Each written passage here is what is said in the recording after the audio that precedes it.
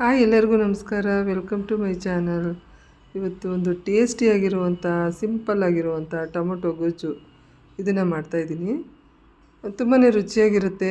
ಚಟ್ನಿ ಬೇಜಾರು ಅನಿಸಿದ್ರೆ ಮತ್ತು ತರಕಾರಿ ಸಾಗು ಎಲ್ಲ ಬೇಜಾರು ಅನ್ನಿಸಿದ್ರೆ ಇದನ್ನು ಮಾಡಿಕೊಂಡ್ರೆ ದೋಸೆಗೆ ತುಂಬಾ ಚೆನ್ನಾಗಿರುತ್ತೆ. ನಾನು ಇವಾಗ ಒಂದು ಅರ್ಧ kg ಆ್ಯಪಲ್ ಟೊಮೊಟೊ ತೊಗೊಂಡಿದ್ದೀನಿ. ಮತ್ತು ಒಂದು 2 ಸ್ಪೂನಷ್ಟು ಕಡಲೆಬೇಳೆ ತೊಗೊಂಡಿದ್ದೀನಿ. ಒಂದು ಅರ್ಧ ಚಮಚದಷ್ಟು ಗರಂ ಮಸಾಲ, 1 ಚಮಚದಷ್ಟು ಒಣಮೆಣಸಿನ ಪುಡಿ, 2 ಹಸಿಮೆಣಸಿನ್ಕಾಯಿ, ಸ್ವಲ್ಪ ಕೊತ್ತಂಬರಿ ಸೊಪ್ಪು, ಸ್ವಲ್ಪ ಸಾಸಿವೆ, ಸ್ವಲ್ಪ ಕರಿಬೇವಿನ ಸೊಪ್ಪು, 1 ಈರುಳ್ಳಿನ ಸಣ್ಣದಾಗಿ ಹೆಚ್ಚಿಟ್ಕೊಂಡಿದ್ದೀನಿ. ತುಂಬಾ ರುಚಿಯಾಗಿರುತ್ತೆ. ಒಂದು ಸಲ ಪ್ರಯತ್ನ ಮಾಡಿ. ಮತ್ತು ಯಾರ್ಯಾರು ಚಾನಲನ್ನು ಇನ್ನೂ ಸಬ್ಸ್ಕ್ರೈಬ್ ಮಾಡದೆ ನೋಡ್ತಾ ಇದ್ದೀರಾ, ದಯವಿಟ್ಟು ಚಾನಲನ್ನು ಸಬ್ಸ್ಕ್ರೈಬ್ ಮಾಡಿಕೊಂಡು ವಿಡಿಯೋನ ಸ್ಕಿಪ್ ಮಾಡದೆ ಕೊನೆವರೆಗೂ ನೋಡಿ. ಮೊದಲಿಗೆ ನಾನು ಟೊಮೊಟೊನೆಲ್ಲ ಸಣ್ಣದಾಗಿ ಹೆಚ್ಚಿಟ್ಕೊಳ್ತೀನಿ.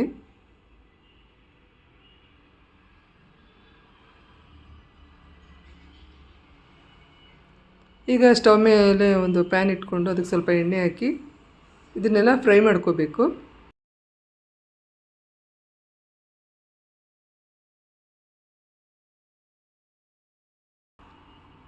ಎರಡರಿಂದ 3 ಚಮಚದಷ್ಟು ಎಣ್ಣೆ ಹಾಕ್ಕೊಂಡು ಅದಕ್ಕೆ ಸಾಸಿವೆ, ಕರಿಬೇವಿನ ಸೊಪ್ಪು, ಕಡಲೆಬೇಳೆ ಎಲ್ಲನೂ ಫ್ರೈ ಮಾಡ್ಕೋಬೇಕು.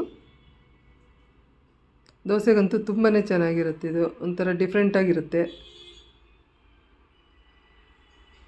ಈಗ ನಾನು ಸಾಸಿವೆ ಎಲ್ಲ ಒಗ್ಗರಣೆ ಹಾಕ್ಕೊಳ್ತಾ ಇದ್ದೀನಿ. ಕಡಲೆಬೇಳೆ,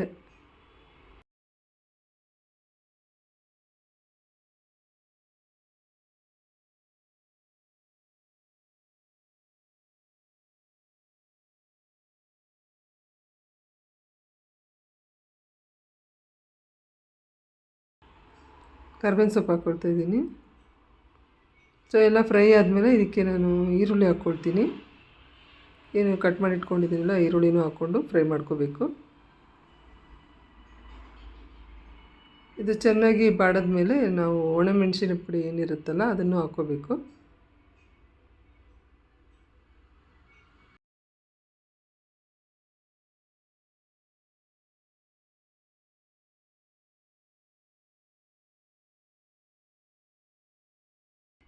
ಹಸಿಮೆಣ್ಸಿನ್ಕಾಯಿನ ಹಾಕ್ಕೊಳ್ತಾ ಇದ್ದೀನಿ. ಹಸಿಮೆಣ್ಸಿನ್ಕಾಯಿ ಟೇಸ್ಟ್ ಕೊಡುತ್ತೆ ಅಂದ್ಬಿಟ್ಟು ನಾನು ಹಸಿಮೆಣ್ಸಿನ್ಕಾಯಿ ಹಾಕ್ಕೊಂಡಿದ್ದೀನಿ.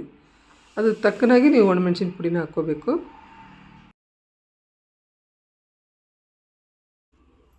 ಇದು ಫ್ರೈ ಆದಮೇಲೆ ನಾವು ಏನು ಒಣಮೆಣ್ಸಿನ ಪುಡಿ ತೊಗೊಂಡಿದ್ದೀವಲ್ಲ ಅದನ್ನು ಕೂಡ ಫ್ರೈ ಮಾಡ್ಕೋಬೇಕು. ಅದೇನು ತುಂಬ ಹೊತ್ತು ಫ್ರೈ ಮಾಡೋದು ಬೇಕಾಗಿಲ್ಲ. ಈರುಳ್ಳಿ ಎಲ್ಲ ಬಡಿಸ್ಕೊಂಡಿರ್ತೀರಲ್ಲ, ಹಾಗೆ ಅದನ್ನು ಸುಮ್ಮನೆ ಹಾಕ್ಕೊಂಡು ಒಂಚೂರು ತಿರುಗಿಸ್ಕೊಂಡ್ರೆ ಅಲ್ಲಿಗೆ ಮುಗಿಯುತ್ತೆ. ಈಗ ಗರಂ ಮಸಾಲನೂ ಹಾಕ್ಕೋಬೇಕು ಲಾಸ್ಟಲ್ಲಿ. ಸುಮ್ಮನೆ ಜಾಸ್ತಿ ಹೊತ್ತು ಏನದು ಉರಿಯೋದು ಬೇಕಾಗಲ್ಲ, ಒಂಚೂರು ಸುಮ್ಮನೆ ಫ್ರೈ ಮಾಡಿಕೊಂಡ್ರೆ ಸಾಕು.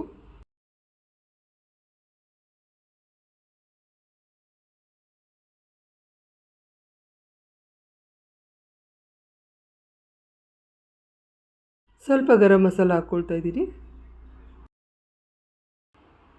ಏನಾದರೂ ಚೇಂಜಸ್ ಬೇಕು ಅನಿಸ್ದಾಗ ನೋಡಿ ಈ ರೀತಿ ಮಾಡ್ಕೋಬೋದು.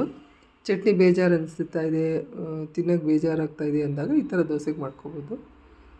ಈಗ ನಾನೇನು ಕಟ್ ಮಾಡಿ ಇಟ್ಕೊಂಡಿದ್ದೀನಲ್ಲ ಆ್ಯಪಲ್ ಟೊಮೊಟೊ, ಅದನ್ನು ಬಾಣಲೆಗೆ ಹಾಕ್ಕೊಂಡು ಫ್ರೈ ಮಾಡ್ಕೊಳ್ತೀನಿ. ಚೆನ್ನಾಗಿ ಮೆತ್ತಗೆ ಏನು ನೀರೇನು ಹಾಕ್ದಂಗೆ ಫ್ರೈ ಮಾಡ್ಕೋಬೇಕು. ಇದಕ್ಕೇನು ರುಬ್ಬೋದು ಗಿಬ್ಬೋದು ಏನು ಬೇಕಾಗಿಲ್ಲ. 10 ನಿಮಿಷದಲ್ಲಿ ರೆಡಿ ಮಾಡ್ಕೋಬೋದು. ಇದಕ್ಕೆ ನಾನು ರುಚಿಗೆ ತಕ್ಕಷ್ಟು ಉಪ್ಪು ಹಾಕ್ಕೊಳ್ತಾ ಇದ್ದೀನಿ. ಇದನ್ನು ಒಂದು ಪ್ಲೇಟ್ ಮುಚ್ಚಿಬಿಟ್ಟು ಚೆನ್ನಾಗಿ ಬಾಡಿಸ್ಕೋಬೇಕು. ನೀರೇನು ಹಾಕಬಾರ್ದು. ಸ್ವಲ್ಪ ಉಪ್ಪೆಲ್ಲ ಹೊಂದ್ಕೊಳ್ಳೋ ಹಾಗೆ ಚೆನ್ನಾಗಿ ತಿರುಗಿಸ್ಬಿಟ್ಟು ಒಂದು ಪ್ಲೇಟ್ ಮುಚ್ಚಿದ್ರೆ ಚೆನ್ನಾಗಿ ಅದು ಮೆತ್ತಗೆ ಬೇಯ್ಕೊಳ್ಳುತ್ತೆ.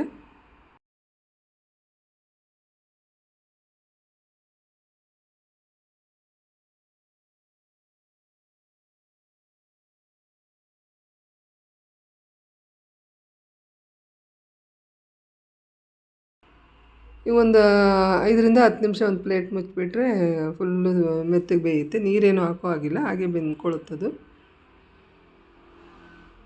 ಈಗೆಲ್ಲ ನೋಡಿ ಸಾಫ್ಟಾಗಿ ಬೆಂದಿದೆ. ಈ ಥರ ಇರುತ್ತೆ. ಸ್ವಲ್ಪ ಡ್ರೈ ಅನಿಸುತ್ತೆ.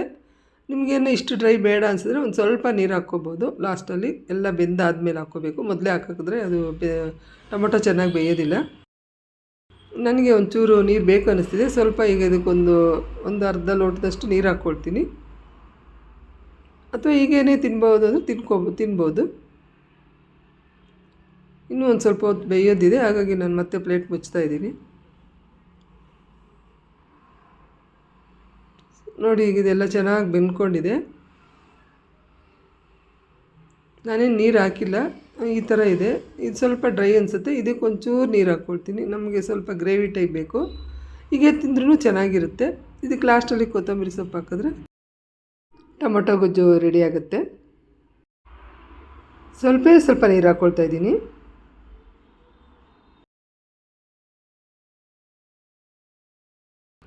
ದೋಸೆಗಂತೂ ತುಂಬಾ ಚೆನ್ನಾಗಿರುತ್ತೆ. ನಿಮಗೆ ವಿಡಿಯೋ ಇಷ್ಟ ಆದರೆ ಒಂದು ಲೈಕ್ ಮಾಡಿ, ಕಮೆಂಟ್ ಮಾಡಿ, ಶೇರ್ ಮಾಡಿ. Thank you.